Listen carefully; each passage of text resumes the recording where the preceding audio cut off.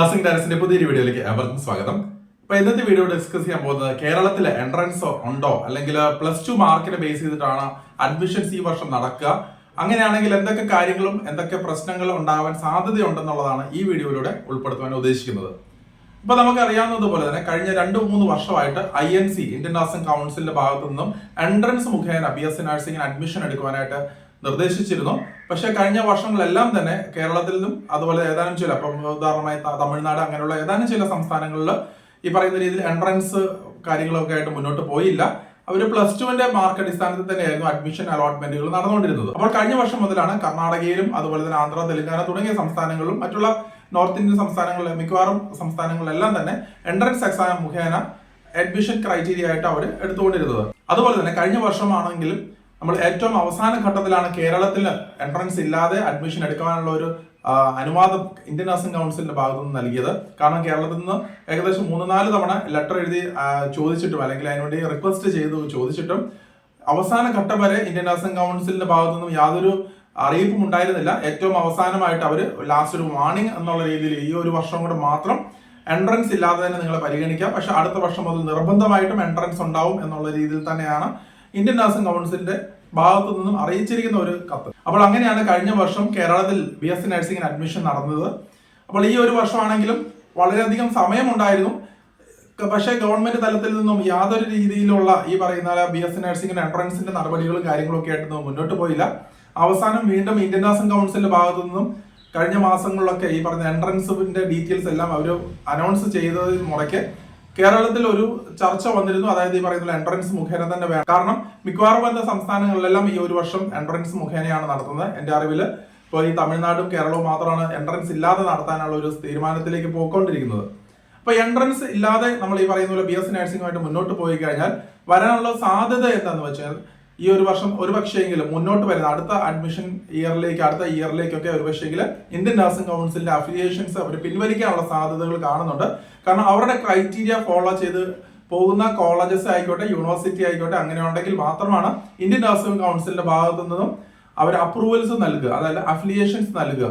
അപ്പോൾ അങ്ങനെ എന്തെങ്കിലും ഒരു സാഹചര്യം ഉണ്ടായാൽ തീർച്ചയായിട്ടും ഇതിനുള്ള സാഹചര്യമായിരിക്കും മുന്നോട്ടുണ്ടാവുക. അതായത് ഈ BSc നഴ്സിംഗിന് ഈ പറയുന്ന രീതിയിൽ അഡ്മിഷൻ അവർ പറഞ്ഞിരിക്കുന്ന ക്രൈറ്റീരിയ ഫോളോ ചെയ്യാതെ അഡ്മിഷൻ നടന്നു കഴിഞ്ഞാൽ തീർച്ചയായിട്ടും ഈ പറയുന്ന അഫിലിയേഷൻ റദ്ദാക്കാനുള്ള ചാൻസസ് കാണുന്നുണ്ട്. അപ്പോൾ തമിഴ്നാട്ടിലാണെങ്കിലും കേരളത്തിലാണെങ്കിലും സെയിം ആ ഒരു പ്രോബ്ലം തന്നെ നിലനിൽക്കുന്നു എന്നുള്ളതാണ് ഇപ്പോൾ മനസ്സിലാക്കേണ്ടതായിട്ടുണ്ടാവുക.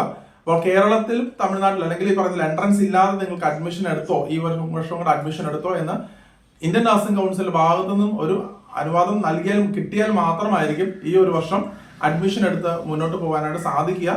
അപ്പോൾ നമുക്കറിയാവുന്നതുപോലെ തന്നെ +2 മാർക്കിന്റെ അടിസ്ഥാനത്തിലാണ് കഴിഞ്ഞ വർഷം വരെ അഡ്മിഷൻ അലോട്ട്മെന്റുകൾ കേരളത്തിൽ നടന്നുകൊണ്ടിരുന്നത്.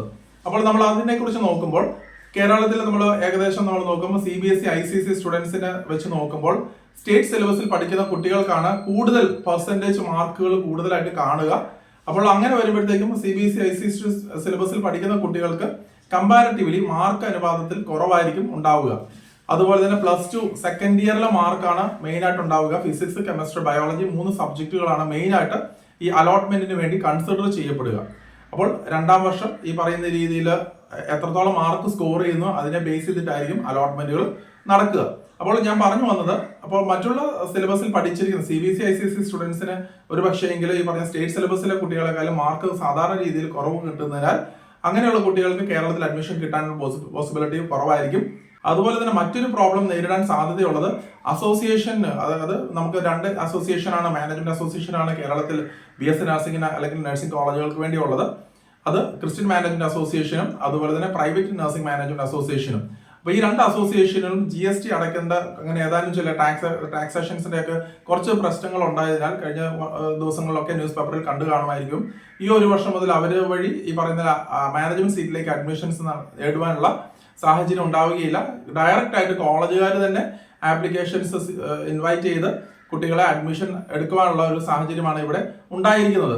അപ്പോൾ അതിന്റെ ഒരു പോസിറ്റീവ് കാര്യം എന്താണെന്ന് വെച്ച് കഴിഞ്ഞാൽ നമുക്ക് നമ്മുടെ ലൊക്കാലിറ്റിയിലുള്ള കോളേജുകളിലേക്ക് ഒരു പക്ഷേങ്കിലും കൂടുതൽ നിങ്ങൾക്ക് ഫോക്കസ് ചെയ്ത് പോകാനായിട്ട് സാധിക്കും. പക്ഷെ അതിന്റെ നെഗറ്റീവ് വശമാണ് കൂടുതലായിട്ടുണ്ടാവുക. കാരണം അതാത് കോളേജുകളിൽ ആപ്ലിക്കേഷൻസ് ഇൻവൈറ്റ് ചെയ്താൽ ആപ്ലിക്കേഷൻ സ്വീകരിച്ച് അവർക്ക് ഇഷ്ടമുള്ള കോളേജ് കുട്ടികളെ ഇതിന്റെ ഇടയിലൊക്കെ അഡ്ജസ്റ്റ്മെന്റ് കൂടെ ഒക്കെ കയറ്റാനുള്ള പോസിബിലിറ്റി ഉണ്ടാവുന്നതാണ്. കഴിഞ്ഞ വർഷങ്ങളിൽ തന്നെ നിരവധി കോളേജുകളിൽ, മിക്കവാറും വരുന്ന കോളേജുകളൊക്കെ ഉയർന്ന ഡൊണേഷൻ മേടിക്കുക, 7 ലക്ഷവും 10 ലക്ഷവും ഡൊണേഷൻ ഒക്കെ മേടിച്ച് അഡ്മിഷൻ നടത്തിയ സാഹചര്യം ഉണ്ടായിട്ടുണ്ട്. അപ്പോൾ അങ്ങനെയുള്ള സാഹചര്യം വീണ്ടും കൂടുതലായിട്ട് അതിന് കൂടുതലായിട്ട് ഉത്തേജനം നൽകുന്ന ഒരു സാഹചര്യമായിരിക്കും ഇവിടെ ഉണ്ടാവുക. അപ്പോൾ നിരവധി കോളേജുകൾ ഒരു പക്ഷേ കൂടുതൽ ഫീസ് മേടിച്ച് ഈ പറയുന്ന രീതിയിൽ മാർക്ക് കുറവുള്ള കുട്ടികൾക്കും ഒരു പക്ഷേ അഡ്മിഷൻസ് കൊടുക്കാനുള്ള സാഹചര്യം ഉണ്ടാവാൻ സാധ്യതയുണ്ട്. രണ്ടാമത്തെ ഒരു കാര്യം, നേരത്തെ എങ്ങനെയെങ്കിൽ ഈ പറയുന്ന PNC മാക്ക് അല്ലെങ്കിൽ പ്രൈവറ്റ് മാനേജ്മെന്റ് അസോസിയേഷൻ വരുന്ന 50ഓളം കോളേജുകളിലേക്ക് ഒറ്റ ആപ്ലിക്കേഷൻ വഴി നമുക്ക് അപേക്ഷിക്കാൻ സാധിക്കുമായിരുന്നു. അതുപോലെ ക്രിസ്ത്യൻ മാനേജ്മെന്റ് അസോസിയേഷനിലാണെങ്കിലും 32ഓളം വരുന്ന കോളേജുകൾ ഒറ്റ ആപ്ലിക്കേഷൻ വഴി നമുക്ക് അപേക്ഷിക്കാൻ സാധിക്കുമായിരുന്നു. ഇപ്പോൾ വരുന്ന സാഹചര്യം എങ്ങനെയാണെന്ന് വെച്ച് കഴിഞ്ഞാൽ ഓരോ കോളേജുകളിലേക്കും ഇപ്പൊ നമ്മൾ എന്ന് പറഞ്ഞ ഒരു കോളേജിലേക്ക് നമ്മൾ ആപ്ലിക്കേഷൻ കൊടുക്കണമെങ്കിൽ ആ ഒരു കോളേജിന്റെ ആപ്ലിക്കേഷൻ ഫീസ് മേടിച്ച് അവിടെ പ്രോസ്പെക്ടസ് മേടിച്ച് അവിടെ ആപ്ലിക്കേഷൻ സബ്മിറ്റ് ചെയ്യേണ്ടതായിട്ടുണ്ട്. ഇപ്പൊ നമ്മൾ B എന്ന് പറഞ്ഞ വേറൊരു കോളേജ് നോക്കണം, വീണ്ടും നമ്മൾ ആപ്ലിക്കേഷൻ ഫീസ് കൊടുക്കേണ്ടതായിട്ടുണ്ട്. അപ്പോൾ ഈ ആപ്ലിക്കേഷൻ ഫീസ് എന്ന് പറയുമ്പോൾ 800 രൂപ മുതൽ 1000 രൂപ വരെ ആപ്ലിക്കേഷൻ ഫീസ് ഈടാക്കാൻ സാധ്യതയുണ്ട്. അപ്പോൾ ഒരു 1000 രൂപ നമ്മൾ ആപ്ലിക്കേഷൻ ഫീസാണ് നൽകേണ്ടതായിട്ടെങ്കിൽ ഒരു 10 കോളേജുകളിൽ ആപ്ലിക്കേഷൻ കൊടുക്കാൻ വേണ്ടി മാത്രം ഏകദേശം 10000 രൂപയോളമാണ് കാൻഡിഡേറ്റിന് കൊടുക്കേണ്ടതായിട്ട് വരിക. അപ്പോൾ കൂടുതൽ കോളേജുകൾ കൊടുത്താൽ മാത്രമായിരിക്കും അവർക്ക് ഒരു പക്ഷേ കൂടുതൽ പോസിബിലിറ്റി ഉണ്ടാവുക. കാരണം മാർക്ക് അടിസ്ഥാനത്തിൽ വരുമ്പോൾ നല്ല മാർക്കുള്ള കുട്ടികളെ സംബന്ധിച്ചെന്ന് പറയുമ്പോഴത്തേക്കും കുറച്ച് കോളേജുകൾ സെലക്ട് ചെയ്താൽ മതിയാകുമായിരിക്കും. പക്ഷേ എങ്കിൽ മറ്റുള്ള ആവറേജ് മാർക്ക് അല്ലെങ്കിൽ ഒരു 90s നിൽക്കുന്ന കുട്ടികളെ 90 to 95% മാർക്കിൽ ഇടയിൽ നിൽക്കുന്ന കുട്ടികളെ സംബന്ധിച്ച് നിരവധി കോളേജുകളിൽ നിങ്ങൾ അഡ്മിഷൻസ് അല്ലെങ്കിൽ ഈ പറയുന്ന പോലെ നിരവധി കോളേജുകൾ ആപ്ലിക്കേഷൻ കൊടുക്കേണ്ടതായിട്ടുണ്ട്.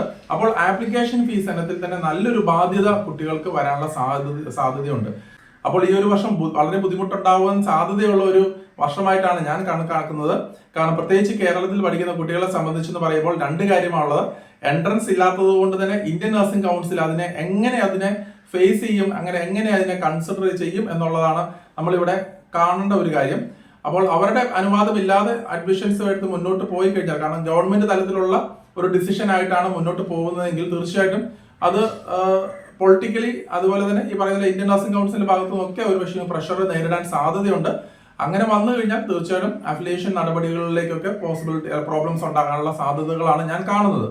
രണ്ടാമത്തെ ഒരു കാര്യം, ഈ പറയുന്ന രീതിയിൽ സെൻട്രലൈസ്ഡ് അലോട്ട്മെന്റുകൾ ഉണ്ടാവുന്നില്ലാത്ത സാഹചര്യം, പ്രത്യേകിച്ച് മാനേജ്മെന്റ് സീറ്റിലേക്ക് സെൻട്രലൈസ്ഡ് അലോട്ട്മെന്റ് ഉണ്ടാവാത്ത സാഹചര്യമാണെന്നുണ്ടെങ്കിൽ തീർച്ചയായിട്ടും മാർക്ക് കുറവുള്ള കുട്ടികൾ, പൈസ കൂടുതൽ മുടക്കുന്ന കുട്ടികൾക്ക് ഒരു പക്ഷേങ്കിൽ പല കോളേജുകളിലും അഡ്മിഷൻസ് കയറാനുള്ള സാഹചര്യമുണ്ട്. കൂടുതൽ കോളേജുകൾക്ക് ഡൊണേഷൻ മേടിച്ച് അഡ്മിഷൻസ് കുട്ടികൾക്ക് കൊടുക്കാനുള്ള പോസിബിലിറ്റി ഇവിടെ തുറന്നു കാണുന്നുണ്ട്. മാത്രമല്ല കുട്ടികൾക്കാണെങ്കിൽ ആപ്ലിക്കേഷൻ ഫീസ് ഇനത്തിലാണെങ്കിലും ഉയർന്ന ഒരു ഫീസ് നൽകേണ്ട ഒരു സാഹചര്യം ഉണ്ടാവുന്നുണ്ടെന്നുള്ളതും കൂടെ മനസ്സിലാക്കുക. അപ്പോൾ ഇത്രയും കാര്യങ്ങളാണ് ബേസിക്കലി നമ്മൾ ഈ എൻട്രൻസ് വന്നില്ലെങ്കിൽ നമ്മൾ ഫേസ് ചെയ്യേണ്ട ഒരു സാഹചര്യം. എൻട്രൻസ് വരുകയായിരുന്നെങ്കിൽ തീർച്ചയായിട്ടും ക്വാളിറ്റി ഓഫ് സ്റ്റുഡൻസ്, നല്ല ക്വാളിറ്റിയിലുള്ള സ്റ്റുഡൻസിന് ഇവിടെ തന്നെ അവർക്ക് റീറ്റെയിൻ ചെയ്യാൻ സാധിക്കുമായിരുന്നു. രണ്ടാമത്തെ ഒരു കാര്യം, സെൻട്രലൈസ്ഡ് അലോട്ട്മെന്റ് പോകുന്നതിന് കൊണ്ട് തന്നെ ഡൊണേഷൻ ആയിട്ട് യാതൊരു കോളേജും ഡൊണേഷൻ വഴി അഡ്മിഷൻ നേടുന്ന സാഹചര്യം ഒഴിവാക്കാനാണ് പോസിബിലിറ്റി ഉണ്ടായിരുന്നു. പക്ഷെ ഇപ്പോഴത്തെ ഒരു സാഹചര്യത്തിൽ നമുക്കറിയാം പല കാര്യങ്ങളും, പല പൊളിറ്റിക്കലായിട്ടുള്ള പല കാര്യങ്ങളും ഉണ്ടാകാം. അതുകൊണ്ടായിരിക്കും ഒരു പക്ഷേങ്കിൽ ഇപ്പോൾ എൻട്രൻസ് വേണ്ട എന്നൊരു കാര്യത്തിലേക്ക് തീരുമാനം പോകുന്നത്. അപ്പോൾ എന്ത് തന്നെയായാലും അതിനെക്കുറിച്ചുള്ള വിശദമായിട്ടുള്ള കാര്യങ്ങൾ വരുന്ന ദിവസങ്ങൾ നമുക്ക് അറിയാൻ സാധിക്കുന്നതാണ്. അപ്പോൾ മറ്റൊരു അപ്ഡേറ്റുമായി ഉടൻ തന്നെ കാണാം. നന്ദി.